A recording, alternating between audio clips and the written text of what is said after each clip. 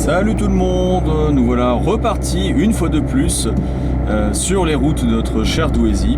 Et aujourd'hui nous allons rester à Douai, nous allons aller un peu dans les faubourgs, exactement au faubourg de Béthune, à l'ouest de Douai. Donc nous franchissons ici le pont des Kerchins, vous l'avez peut-être reconnu, et nous irons donc dans ce faubourg qui se trouve à droite de la rocade qui mène à Lens ou à Lille.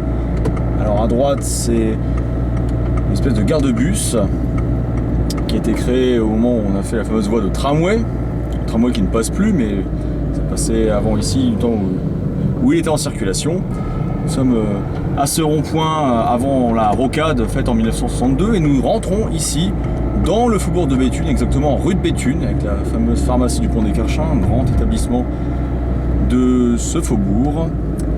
Et là nous tournons à droite, rue Charles Bourseul, avec juste à droite ici l'école des mines, une des quelques rares écoles des mines qui se trouvent en France, une grande école d'ingénieurs. Alors Charles Bourseul, qui c'était? Eh bien c'était ni plus ni moins celui qui a inventé le principe du téléphone.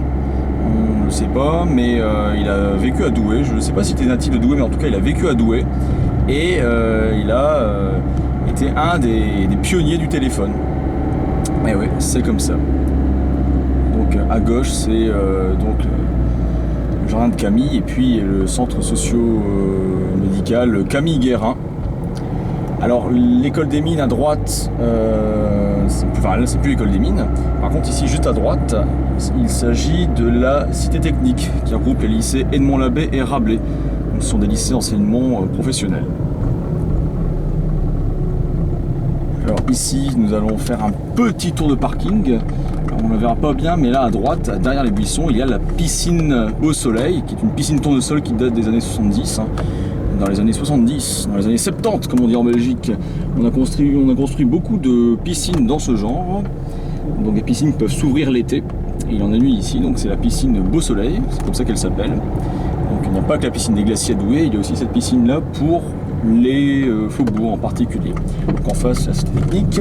Et là nous allons donc revenir sur nos pas et ensuite tourner à droite pour continuer notre balade dans les faubourgs. Alors ici à droite ce sont des immeubles qui ont été construits dans les années 80 je pense. Et ici nous arrivons rue Camille Guérin avec la maison d'association Camille Guérin. Il y a des salles de réunion notamment, il y a pas mal de choses. À gauche il y a la poste annexe, donc la poste pour le faubourg. Alors, il faut savoir que le faubourg de Béthune c'est quand même une vraie ville dans la ville, il y a quasiment 8000 habitants ici. Et il y a vraiment tous les services de proximité. Alors si on va à droite, on va en direction de Wagnonville, du hameau de Wagnonville. Mais nous allons tourner à gauche et nous allons emprunter la rue Alexandre Ribot. Alors derrière nous, c'est la rue Denis Cordonnier, mais là ici, c'est la rue Alexandre Ribot, finalement qui rejoint la rue de Béthune que nous avons empruntée en rentrant dans le faubourg. Alors il faut dire que ici, c'est un quartier qui s'est fortement développé tout au long du XXe siècle. Encore il y a de ça 100 ans à peu près, c'était vraiment un faubourg très très peu peuplé et progressivement il s'est peuplé pour atteindre désormais à peu près 8000 habitants. Et là nous allons tourner à droite rue Charles Mathieu avec au bout on voit une salle de sport, enfin il faut le savoir mais je vous le dis c'est une salle de sport, c'est la salle Marcel Teurier, une des salles de sport de la ville de Douai. Nous voyons ici des maisons aussi de part et d'autre, des maisons un peu type maison des mines, mais ce n'est pas du tout des maisons des mines, c'est une cité qu'on appelle communément les 100 maisons, parce qu'apparemment il doit y avoir une centaine de logements, et donc elles sont plus ou moins les rues sont plus ou moins disposées en rang d'oignon, et donc c'est un quartier en résidentiel qui doit dater de 1928, donc elles font partie des plus vieilles maisons entre guillemets de ce faubourg, au début de l'expansion de ce faubourg. Ce sont des rues qui ont des noms d'arbres. Ici, c'est la rue des Acacias. En face, c'est la rue des Érables. Enfin, en face plus loin, là-bas, c'est la rue des Érables. Alors, à gauche, on récupère la rue du Faubourg de Béthune. Ici, c'est l'avenue des Tilleuls. Et puis voilà, on fait un peu le tour. Là, c'est toujours le même type de maison en briques. Certaines ont été restaurées récemment, donc elles sont pas mal du tout. Voilà, à droite, c'est l'avenue des Marronniers. Une rue qui est exactement symétrique par rapport à l'avenue des Acacias qu'on a prise juste avant. Et puis ici donc nous retombons en fait à la limite entre la rue Alexandre Ribot et l'avenue Denis Cordonnier. Alors Alexandre Ribot, de mémoire, ça devait être un président du Conseil ou un président de la République sous la Troisième République, vers la guerre de 14, je crois, ou juste après, je ne sais plus. Donc là, nous passons à travers la voie en site propre, où se trouve donc le fameux bus à haut niveau de service. Et là, nous allons en direction donc de Wagnonville. Mais non, nous n'allons pas vers Wagnonville, nous allons tourner ici à droite, rue de Charleville. Nous rentrons ici dans une partie de ce faubourg. Des maisons relativement récentes malgré tout. Donc là, beaucoup de maisons typiques des années 60, admettons. À Flers, il y a aussi beaucoup de maisons comme ça, par exemple. Voilà, donc on parcourt. Alors ici, c'est rue de Charleville, mais à droite, c'est la rue Jean Rodin.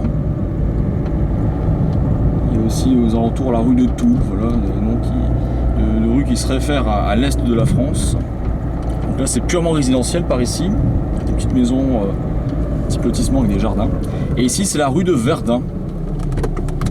Rue de Verdun, du nom de la célèbre bataille de la sous-préfecture de la Meuse. Alors, voilà, je parlais de la rue de Toul, c'est celle qui est ici juste à droite. Et puis nous allons donc continuer sur cette rue de Verdun. Tout au fond, on voit des maisons un peu comme des chalets. Ce sont les maisons qui se trouvent rue Ampère et rue Coulon, tout près de la passerelle des Fontinettes qui passe au-dessus du canal.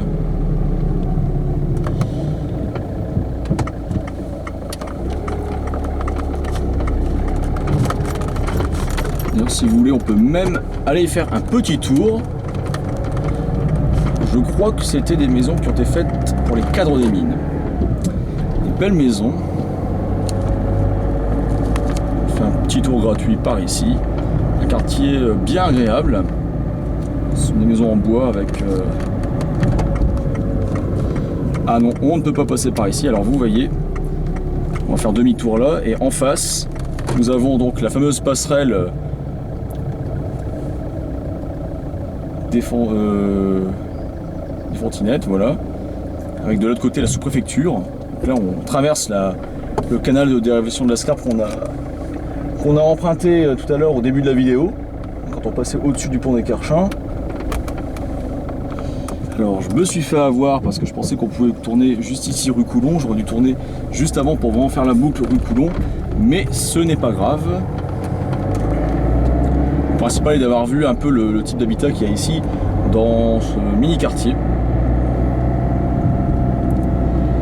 Et voilà, nous allons donc récupérer l'avenue pas de Strasbourg, la rue Charles-Bourseul, pardon. La rue Charles-Bourseul. Par contre, nous allons tourner à droite ici pour arriver ensuite avenue de Strasbourg. Voilà. Alors là, il faut faire une petite boucle parce que c'est le sens de circulation qui nous y oblige. Nous sommes ici rue de l'Habit. On était déjà passé ici pendant ma vidéo que j'avais faite de Wagnonville à la porte de Valenciennes. Vous vous souvenez peut-être qu'en face c'est le bâtiment d'EDF. On n'a pas passé au-dessus du pont d'Ocre ici, mais nous allons tourner juste là. Nous allons tourner juste là, voilà. Hop, donc à droite c'était la rue du Polygone. Et ici c'est la rue de Strasbourg. Alors c'est une très longue rue qui va jusqu'à Wagnonville, on l'avait prise en sens inverse l'autre fois. Quasiment entièrement parce que là ici après le stop il y avait des travaux. Alors il y a eu un faubourg à droite qu'on appelle le faubourg du Polygone. Alors certains le considèrent comme faisant partie prenante, partie intégrante du faubourg de Béthune. Certains disent que c'est un faubourg indépendant.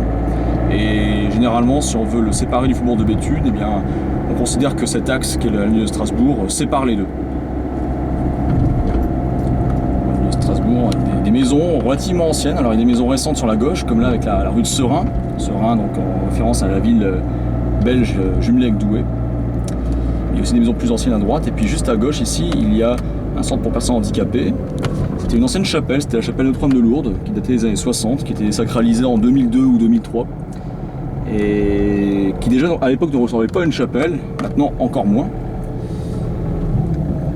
Et voilà, puis à droite, juste en face, c'était la crèche. Alors à gauche, c'est la rue de Colmar, mais là nous allons, à droite pardon, mais à gauche, nous allons récupérer l'avenue de Metz.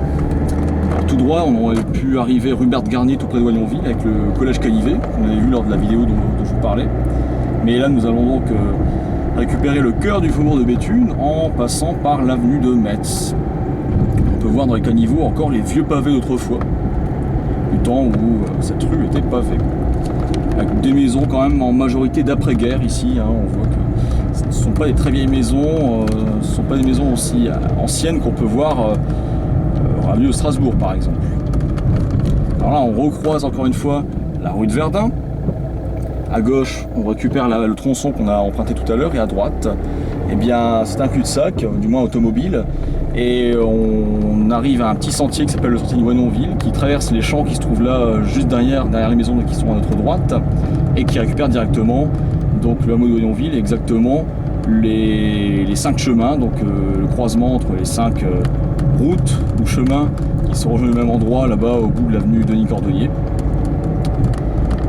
Et voilà, donc à gauche il y a une petite supérette. Et puis nous allons aller tout droit, avenue du Maréchal Delattre de Tassigny, avec ces bâtiments qu'on appelle les blocs gris, les bâtiments des années 50. On a tristement parlé d'eux il y a de ça 5 ans, en 2010, parce que juste à gauche ici, d'ailleurs ça fait un vide, il y avait un bâtiment qui s'appelait le bâtiment Limousin, parce que chaque bâtiment a le nom d'une région, et l'un d'eux avait donc explosé littéralement à cause d'une bonbonne de gaz qui a explosé. Donc ça a fait beaucoup parler à Douai. Il y avait eu 2 blessés graves et une dizaine d'autres blessés. Ça avait fait beaucoup de dégâts. La presse à l'époque en avait énormément parlé, parce que évidemment c'était pas quelque chose d'anodin. Il y a eu quand même une explosion a été entendue à plus de 10 km à la ronde, ce qui est assez énorme. C'était en pleine nuit. Enfin bref, voilà, c'est du passé. Maintenant donc rentrons dans cette partie du faubourg de Béthune, et en particulier ici à droite. Alors là, ce ne sont plus les blocs gris, mais ce sont ici à gauche ce qu'on appelle les blocs jaunes. Donc ce sont des quartiers HLM. Puis à droite, donc, il y a des maisons plutôt individuelles, des petits pavillons.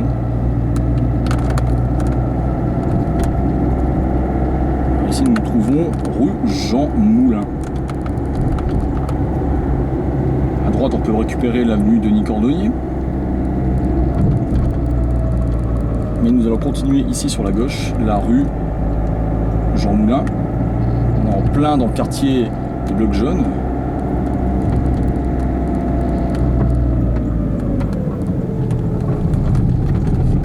À droite se trouve donc la rue de Flers qui sépare le faubourg de Béthune du hameau de Oignonville. Alors on va essayer de ne pas écraser ces cyclistes en herbe. Nous arrivons ici rue de Warem, donc une des rues de ce quartier. À droite c'est la rue de Rovarandin, alors qui contrairement à ce qu'on peut croire ne mène pas à Rovarandin, c'est simplement son nom. Et puis à droite des belles petites maisons, de plein pied, des petits jardinets devant mais surtout derrière. Et puis à gauche donc c'est l'ancienne école Bernard Delattre. Puis là nous allons aller en face pour parcourir ces petites maisons un peu résidentielles. On va juste faire un petit tour et puis ensuite revenir en direction de la rue de Flers. Nous sommes ici rue de Lovin-Planck, qui, comme son nom l'indique, mène un peu plus à Lovin-Planck. Lovin-Planck se trouve derrière nous, près de Oignonville. On va refaire un petit tour ici, suivre le sens de circulation. Ici c'est une petite rue, il y a de nombreuses rues parallèles ici, comme ça, avec ce genre de maison. C'est la rue François Dupas, qui était je crois le nom d'un conseiller municipal à Douai autrefois. Donc, en face c'est bien l'école Bernard Delattre, l'ancienne école Bernard Delattre, qui est aussi un centre d'accueil pour personnes sans abri aussi. Et ici nous sommes rue de Rimbaudcourt, alors à droite c'est la rue de Warem à nouveau. Et là, nous allons aboutir rue de Flers. La rue de Flers, comme je vous ai dit, qui sépare le faubourg de Béthune de Voyonville. Et sur la gauche, on aboutit à Coincy, et à droite, on revient vers Dorigny. C'est l'axe Coincy-Dorigny. Pas mal de maisons récentes aussi. Dans le temps, ici, juste à gauche, il y avait ce qu'on appelait les blocs Millon. C'était pareil, des cités HLM d'après-guerre. Qui servaient surtout à reloger en fait les personnes qui avaient été sinistrées pendant la Seconde Guerre mondiale. Et vu l'accroissement démographique du quartier, c'était plus qu'utile. Alors à droite, on va en direction de Levain-Planck. On tombe dans la rue du faubourg de Béthune, qui est l'axe principal de ce faubourg. À droite, on commence à arriver sur la commune de Coincy. Et on peut aussi aller à Levain-Planck. À droite, donc on est à Coincy Centre. Et ici, nous prenons la rue du faubourg de Béthune. Voilà, avec ici à droite, juste après. Voilà, donc là au niveau de la petite fourgonnette à droite, c'est l'une des dernières fermes de Douai. Avec une petite pâture encore. Il y a quelques vaches qui sont en train de paître. Et juste à droite, c'est le collège Jules Ferry. Et à droite aussi,